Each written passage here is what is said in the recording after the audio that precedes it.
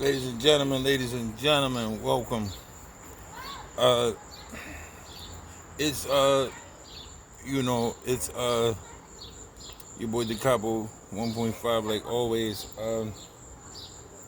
Unfortunately, will not be no deli bread today. I'm doing something for YouthNormality, and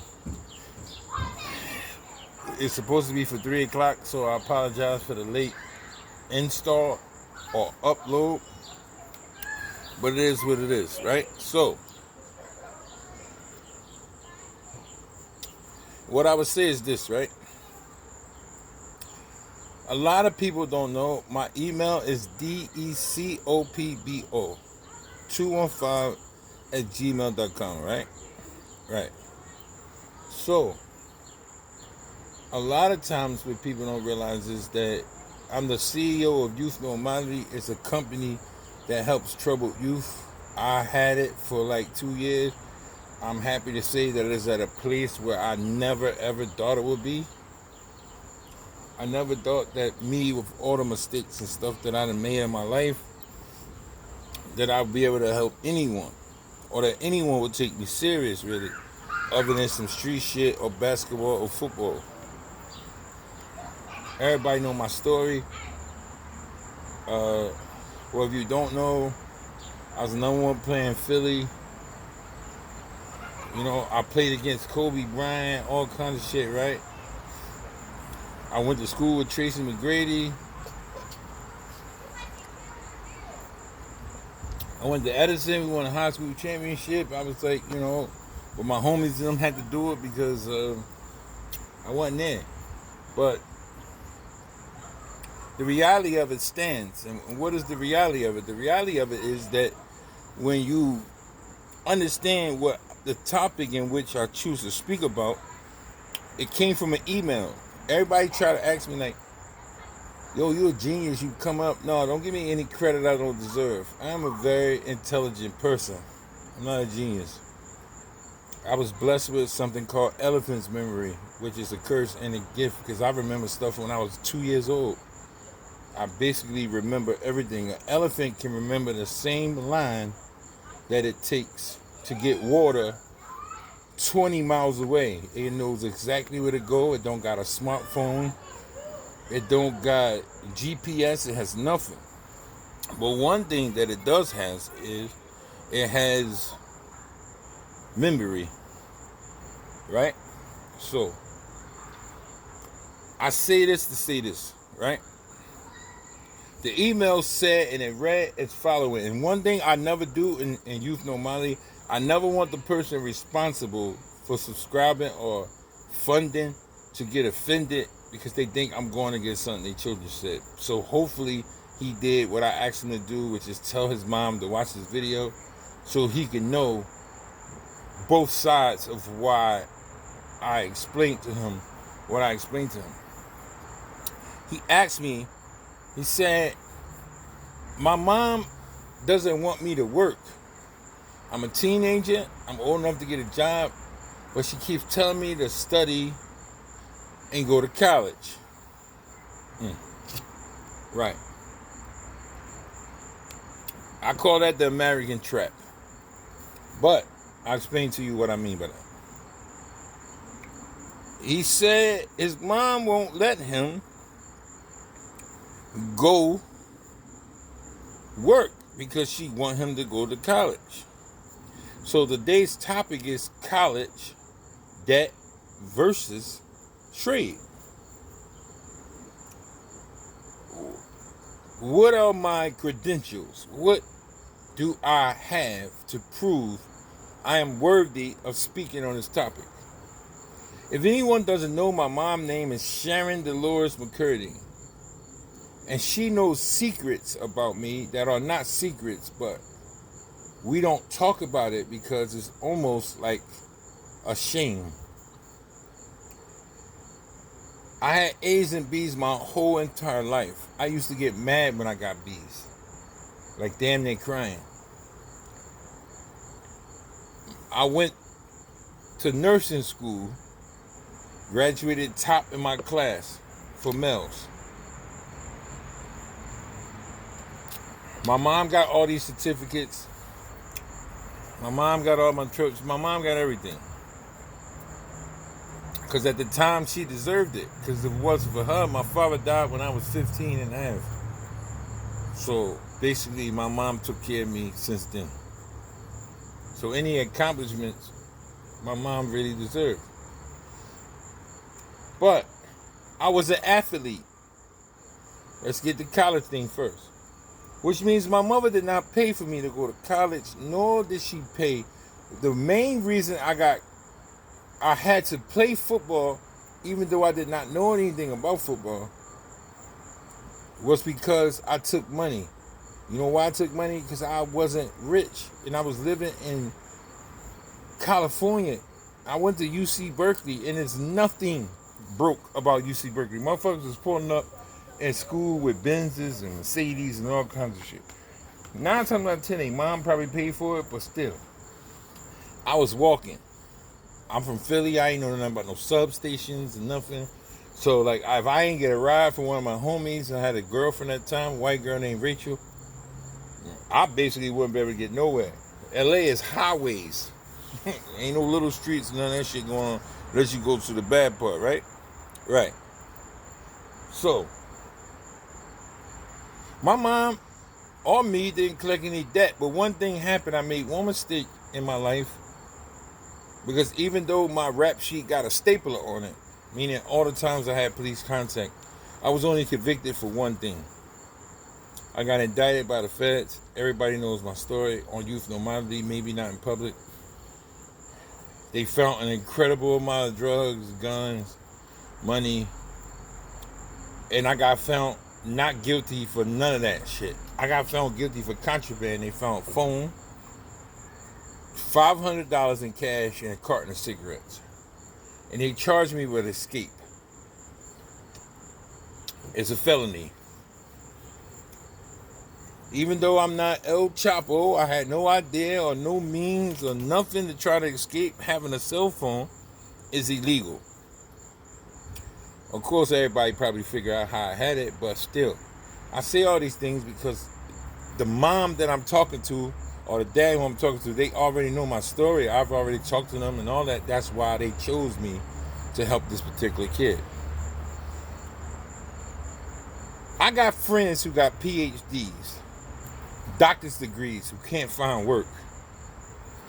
But an amazing thing happened. I had a doctor when I used to work at Hanneman Hospital before they closed it. I got a doctor that was my best friend. I'm talking about this nigga did anything I want. Old head wear rollies and all that. That's why he liked me. Old head was swagged out.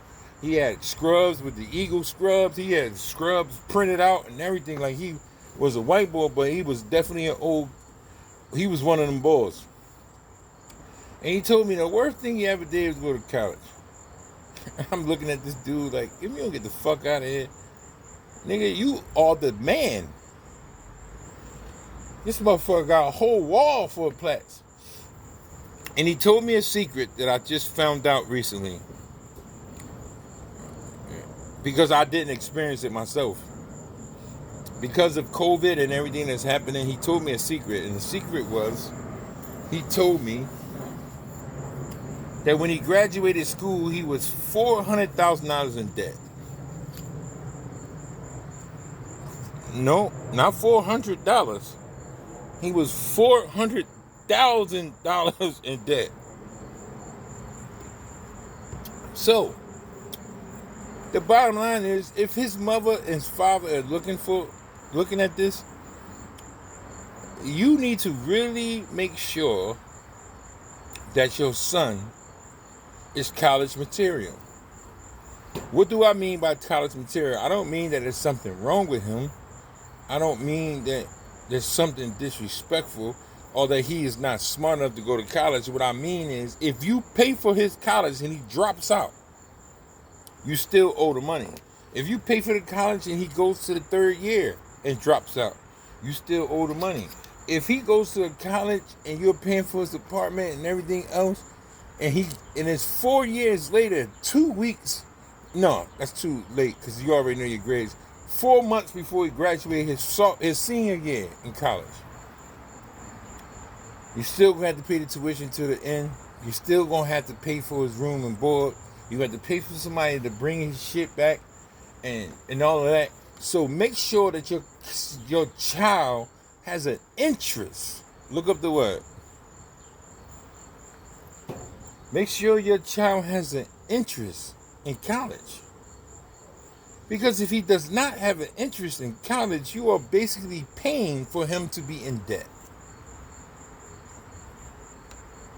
If your son is 15 years old and he's thinking about working, you might want to tap into that, because that means he will be a working man. He will not be in the street. He will learn at a young age what it feels like to be financially independent. He will understand you don't got to go to his mom or his dad to ask for sneakers anymore. He will understand the principle of money, meaning like, I just got a check, it's $300. I might not want to spend $200 on sneakers, but he will ask you to spend $200 on sneakers. Why? Because it's not his own money. My grandma, Ellie McCurdy, I miss her dearly. I think about her often. There's a lot of stuff in my life I wish I could just go talk to her. I can't. Because I really wasn't going down there talking to my grandma every day because she was giving me anything. At the time, I did not understand it, but what she was teaching me.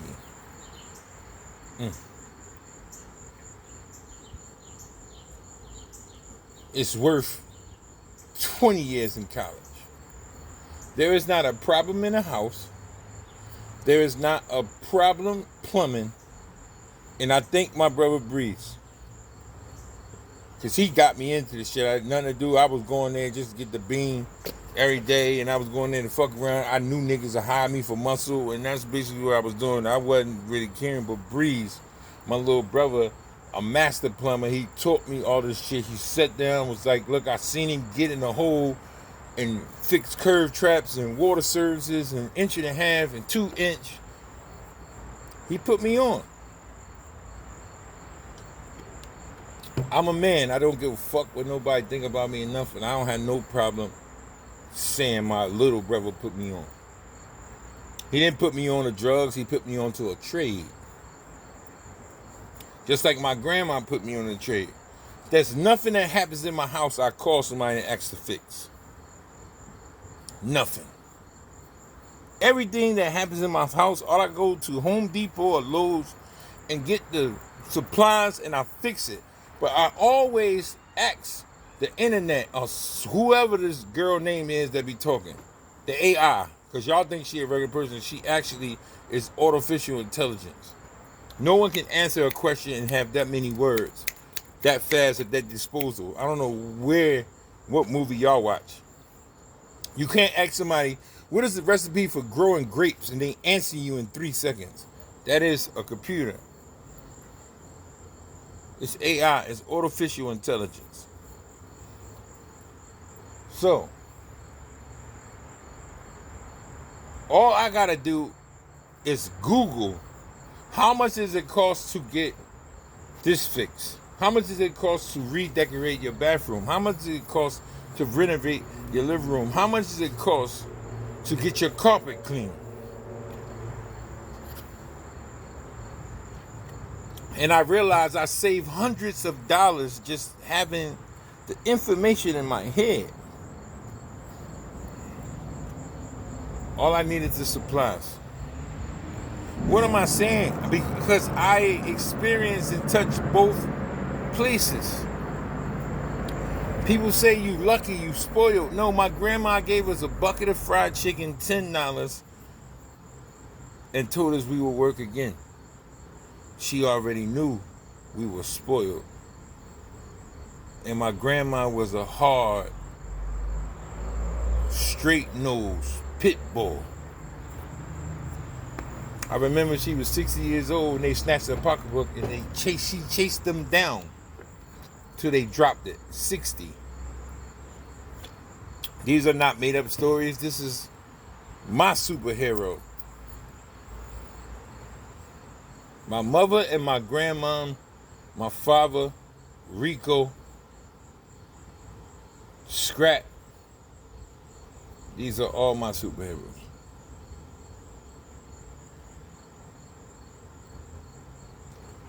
My nephew was the first person who ever walked up to me and said, yo, this shit ain't for you. Me and Scrap was sitting down talking, and I was in the street. We all was in the street. And he told me, he said, oh, this ain't for you. You too smart for this shit. Don't nobody know that. My nephew told me, oh, this shit ain't for you, man. But he wasn't my nephew, is my brother.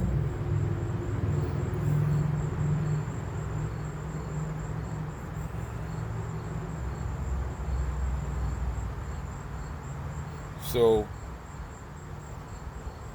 I have to tell people, be careful what you choose. Make sure that the person you choosing it for is ready for what you're doing, and make sure when you pay your hard-earned money, they know what the fuck is going on. Make sure.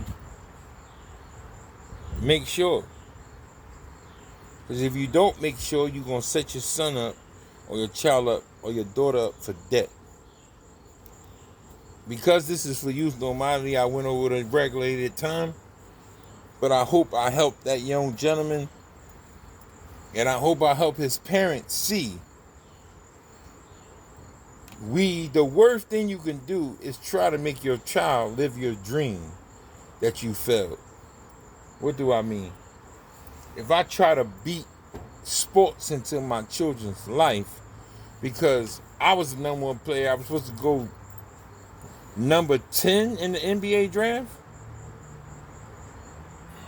and I fucked that up, I'm not pushing that on my sons. My sons could be fucking CEOs. They could take over the shit that they daddy made. They ain't gotta play fucking sport. Puff Daddy ain't never played a sport. Jay-Z ain't never shoot a basketball. Bill Gates don't got an athletic belly bone in his body. But he used this. And this is what a trade is. This is what a diploma is. It's up to you to choose. It's your boy Decopbo 1.5.